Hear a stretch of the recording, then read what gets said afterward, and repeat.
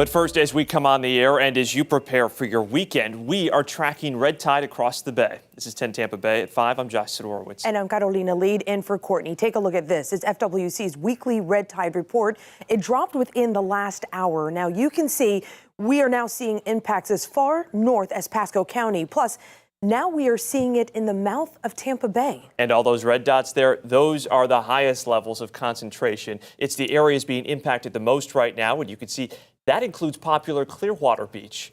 A lot of people hoping to hit the beaches for spring break, no doubt, but with dead sea life like all of this washing on shore at popular spots, cleanup is underway right now from Pinellas to Sarasota County.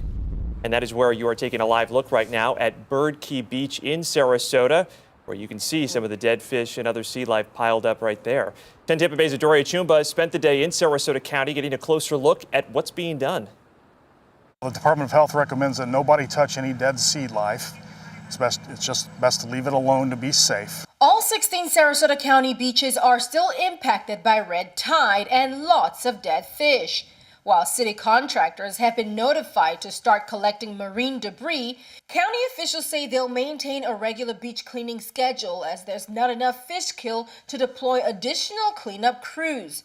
But they're urging beachgoers to limit exposure to the toxins. Some people can go and really don't experience that many symptoms. Other people will have severe symptoms. So you have to really listen to your body. And if your body's saying, hey, I don't like this, best thing to do is to leave the beach. It's been, unfortunately, trash cans full of them. Some impacted business owners are forced to work around the challenges to their bottom line. Once we lose it for the day, you don't get it back twofold the next day. So the revenue is gone, and it's our busiest month of the whole entire year. They're also taking charge of some of the cleaning up around them. The hardest part was when it initially happened, they kind of built up a little bit. But once you get it to a good point and we maintain every day, it's a little bit easier. And again, health department officials say that the beaches are never closed, so they recommend that people do take precautions if they choose to go to the beach or into the water with red tide. Also, city waste management officials, they do want you to be double bagging any dead sea life that washes up on your private property. And of course, a lot of us, know that this is going on, but it's our visitors that we're thinking about who may not understand what it is that they're seeing here. Meteorologist Tyler Moore in for Bobby tonight. You're keeping an eye on this for us. Yeah, absolutely. And there's a lot of science that goes into this for visitors and for people who are maybe new to the area in general. This might be the first time that they're experiencing it. You kind of want to know, what is red tide and why is this happening? Well, actually, it occurs naturally in cycles, and it's been documented since the 1800s.